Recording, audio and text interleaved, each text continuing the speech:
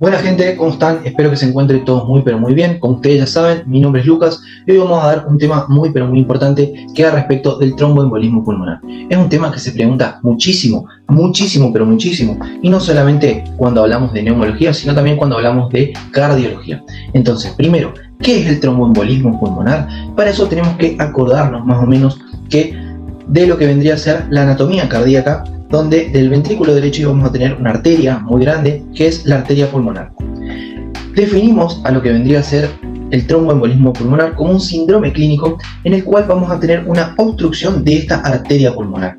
Esta obstrucción principalmente viene siempre de lo que vendría a ser el sistema venoso profundo. Ese sistema venoso profundo puede provocar una repercusión hemodinámica diferente. ¿Qué depende de qué? Depende de dónde esté la obstrucción, porque no es lo mismo que dentro del trayecto de mi arteria pulmonar. Recuerden que teníamos, la salida, luego se dividía en dos, una para cada pulmón, y de ahí dentro de cada pulmón, íbamos a tener su vasculatura, su ramificación, y no es lo mismo que yo tenga, por ejemplo, una obstrucción a nivel del nacimiento de lo que vendría a ser la arteria pulmonar que a nivel de una de sus ramitas pequeñas. Entonces, la clínica que nos va a dar va a ser diferente.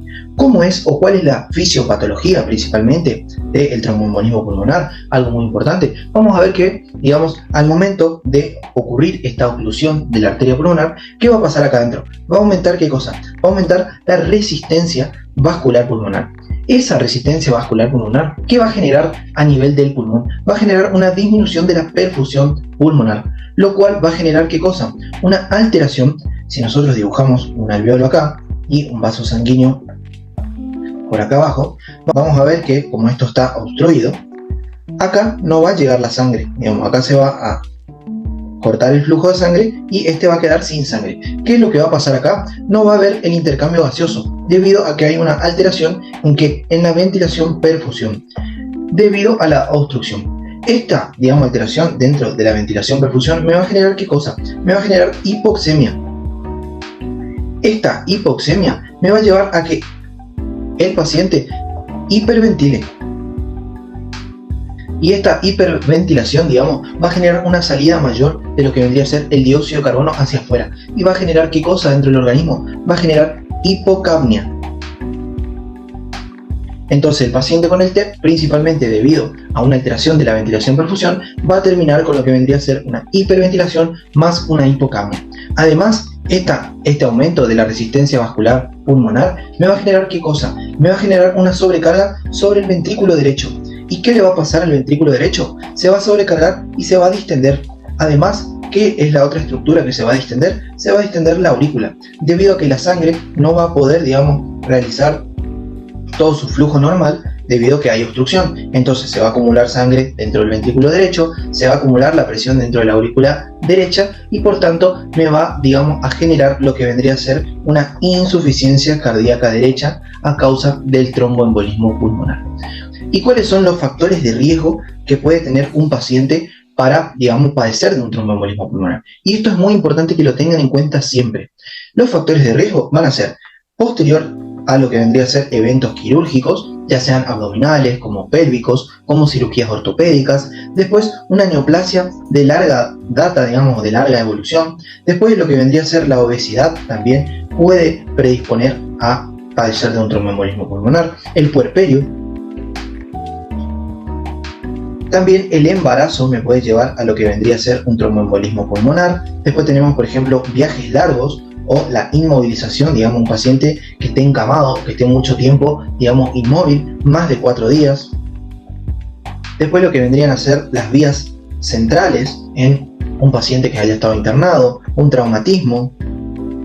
Después un paciente que tenga trombosis venosa profunda, como ya dijimos, un paciente que, tenga edad avanzada, un paciente anciano. Después el tabaquismo, no se olviden, un factor muy importante. Después lo que vendría a ser el consumo de anticonceptivos orales. Obviamente que tenemos muchos factores de riesgo más, pero estos son los más importantes. Al respecto de la clínica ya hablamos un poquito de todo lo que me iba a dar, en este paciente, pero pensemos. Si yo tengo una insuficiencia cardíaca derecha debido a la obstrucción pulmonar y veo que no le está llegando sangre a mi alveolo, no se está perfundiendo, entonces ¿qué va a generar? Como yo hablé de que estoy hiperventilando, voy a tener ¿qué cosa? Al momento de la obstrucción voy a tener disnea súbita. Después, ¿qué más puedo tener? Dijimos que estoy hiperventilando. Por tanto, ¿qué va a pasar? Va a aumentar, ¿qué cosa? La frecuencia cardíaca. Por lo tanto, paciente taquicárdico en el electrocardiograma, y esto es muy importante porque se suele preguntar, ¿qué voy a tener? Voy a tener una taquicardia sinusal. O sea, ¿qué quiere decir? Una frecuencia cardíaca mayor a ¿cuánto? A 100 latidos por minuto con onda P. Después, ¿qué otra cosa puedo tener? Si se infartó el pulmón, digamos, si la obstrucción generó una isquemia y un infarto, voy a tener, hagamos un paréntesis acá, una disnea súbita más lo que vendría a ser hemoptisis y por último dolor de tipo pleurítico. ¿Y cómo era el dolor pleurítico? Si nosotros recordamos, el dolor pleurítico era un dolor de tipo ventilatorio dependiente. ¿Por qué ventilatorio dependiente? Porque el paciente cuando respire o cuando tosa le iba a doler más. ¿Qué otra cosa puedo tener, digamos, dentro de la clínica en un TEP? Puedo tener, por ejemplo, tos. También puedo tener otras manifestaciones menos frecuentes, como por ejemplo síncope. Puedo tener muerte súbita. Y algo muy importante que también les van a preguntar mucho, sibilancias. Paciente con TEP puede tener sibilancias. Por tanto, hay una frase que me gustaría que se aprendan ya, que no todo lo que sibila es asma. Eso recuerden para hoy y para siempre. ¿Estamos de acuerdo? El paciente con TEP, vamos a ver que puede venir de dos maneras. Puede venir hemodinámicamente, digamos, bien, o puede venir con un compromiso hemodinámico. ¿Qué quiere decir compromiso hemodinámico, digamos, correcto? Quiere decir que no tiene, por ejemplo, signos de falla de ventrículo derecho, no tiene disminución de la presión arterial. Sin embargo, si nosotros hablamos de que este paciente tiene un compromiso hemodinámico, vamos a ver qué cosa en este paciente. Vamos a ver principalmente la caída de la tensión arterial, vamos a ver signos de insuficiencia cardíaca derecha, y estos signos muy importantes, recuerden lo que vendría a ser la ingurgitación yugular, después el reflujo hepatoyugular positivo, hepatomegalia también podemos tener debido a una congestión de sangre dentro del hígado, edemas también podemos encontrar, miembros inferiores, y digamos, está bien, encontré todo esto en el paciente, pero ¿cómo yo sé, digamos, si el paciente sí o sí tiene o no tiene lo que vendría a ser un tromboembolismo de pulmón? Y para eso me sirven unos criterios que yo ya les dejé dentro de lo que vendría a ser nuestra página de Instagram, pero los vamos a repasar de vuelta, que son los criterios de Wells. Estos criterios de Wells se utilizan muchísimo para saber si el paciente tiene o no probabilidad de tener un tromboembolismo de pulmón. Estos criterios, vamos a ver que suman diferentes puntajes y vamos a ver que si, por ejemplo, yo tengo menos de 2 en lo que vendría a ser los criterios de Wells, tengo una baja probabilidad de que el paciente tenga lo que vendría a ser un tromboembolismo pulmonar. Sin embargo, si tengo un resultado de 2 a 6, voy a ver que, digamos, la posibilidad es mediana. Y si tengo ya un valor mayor de 6, tengo alta probabilidad. ¿A qué paciente yo le pido lo que llamamos, o muchas veces habrán leído, el dímero D? A estos dos pacientes, al de baja probabilidad y al de moderada. A esto le pido un dímero D para ver, digamos, recuerden que el dímero D tiene alto predictor positivo, o sea que quiere decir que si me da positivo puede ser un TEP, pero si me da negativo descarto el TEP. Entonces, volvamos a los criterios. Dentro de los criterios, yo tengo, por ejemplo, que el paciente tenga trombosis venosa profunda, me va a dar ¿qué cosa? Me va a dar 3 puntos. ¿Y cómo sé yo que el paciente tiene trombosis venosa profunda? Porque tiene un miembro inferior edematizado más una maniobra que es la maniobra de Homans, que me va a dar positivo. O sea, ¿qué otra cosa está dentro de los criterios de Wells? Que el paciente tenga un diagnóstico alternativo, pero que sea menos probable que TEP. A este, digamos, criterio le vamos a dar 3 puntos también. Después, ¿qué otro criterio tengo? Que tenga una frecuencia cardíaca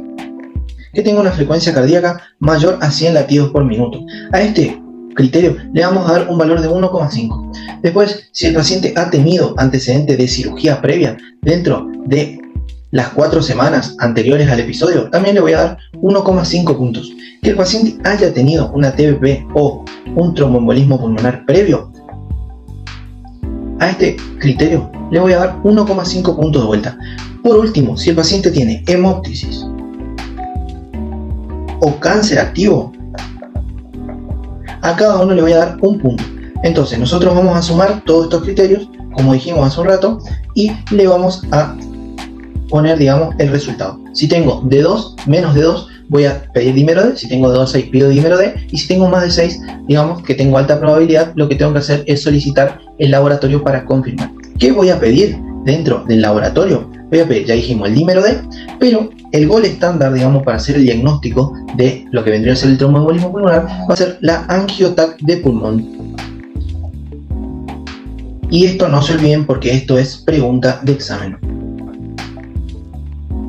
¿Qué otra cosa puedo pedir? Puedo pedir una angioresonancia magnética, puedo pedir un centellograma de ventilación-perfusión, puedo pedir una angiografía también. Después, ¿qué otra cosa voy a encontrar? Por ejemplo, en lo que vendría a ser el hemograma, voy a ver lo que vendría a ser una leucocitosis, neutrofilia.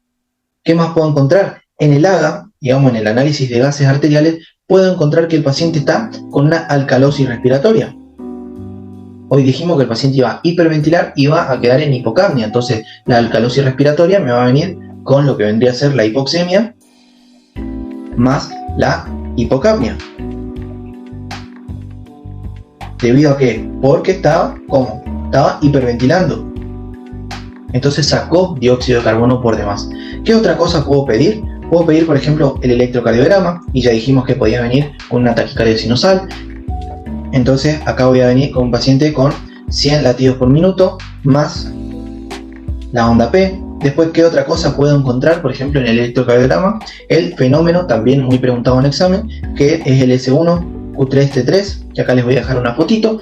Dijimos que la angiotomografía iba a ser nuestro gol estándar, y después también vamos a encontrar en lo que vendría a ser la radiografía de tórax, vamos a tener algunos signos característicos que ya no se utilizan tanto, como por ejemplo la joroba de Hampton, el signo de Westermann y el signo de la escopeta. Último, y algo que siempre te van a preguntar, que es al respecto de qué cosa, del tratamiento. ¿Cómo tratamos un TEP? Lo primero que tenemos que hacer es estabilizar al paciente. ¿Cómo vamos a estabilizar al paciente? Siempre recuerden, el ABCD primero. O sea, ver si la vía aérea está permeable, ver si respira, ver cómo está la circulación de ese paciente y ver cómo está el estado neurológico. Después le vamos a poner un monitor cardíaco, oxígeno, si tiene una saturación de oxígeno por debajo del 92%. ¿Y qué más? Vamos a ponerle vías periféricas. ¿Qué es lo que vamos a hacer después? Vamos a anticoagular al paciente. ¿Con qué vamos a anticoagular? Con heparina. Dentro de las heparinas que podemos utilizar, vamos a tener dos: la heparina de bajo peso molecular y la heparina no fraccionada. La heparina de bajo peso molecular, vamos a encontrar que vamos a tener una dosificación de 1 miligramo por kilo cada 12 horas. Y le vamos a dar como vía subcutánea. Por otro lado, lo que vendría a ser la heparina no fraccionada, esta le vamos a dar en bolo al paciente en intravenoso, 80 unidades por kilo, y después lo que vamos a hacer va a ser mantener 18 unidades por kilo pero intravenosa. ¿Y qué es lo que vamos a hacer con este paciente? Le vamos a mantener anticoagulado con heparina 5 a 10 días después de darle el alta. Después de eso, lo que vamos a hacer es lo siguiente: le vamos a dar anticoagulantes orales. ¿Qué anticoagulantes orales podemos usar? Podemos usar, por ejemplo, warfarina o acenocumarol. ¿Qué vamos a hacer si el paciente tiene un tromboembolismo pulmonar masivo? Si es masivo el TEP, yo tengo que dar RTPA o streptokinasa. ¿Para qué? Para romper ese trombo. Esto es lo que le salva la vida principalmente al paciente. Después, si por ejemplo yo tengo un paciente al que no puedo anticoagular, ya sea porque tuvo un ACV isquémico previo, un ACV hemorrágico previo, lo que voy a hacer es poner un filtro de vena cava inferior. O sea, en lo que vendría a ser la pierna, ustedes van a ver que se pone un filtro. Entonces la sangre pasa, pero los trombos no pasan. Este paciente puede tener TBP, pero no va a tener un TEP. O sea, digamos, no se va a morir por un TEP. Bueno, y con eso, gente, hemos resumido lo que vendría a ser el tromboembolismo de pulmón, obviamente de manera fácil y sencilla, de una manera rápida, para que puedas repasar antes de un examen. Espero que te sirva, que te haya gustado. Ya sabes que tenés nuestras inscripciones abiertas para semiología, medicina interna 1 y medicina interna 2, en el momento que sea, en el momento que quieras, y obviamente que dentro de clases como esta tenemos temas mucho más complejos, mucho más profundos, y obviamente que para que te sirvan para aprobar tus exámenes y para aprender, que para eso estamos todos. Espero que te haya gustado el video, que te sirva para tus exámenes, y obviamente nos vemos en el próximo video. Hasta luego.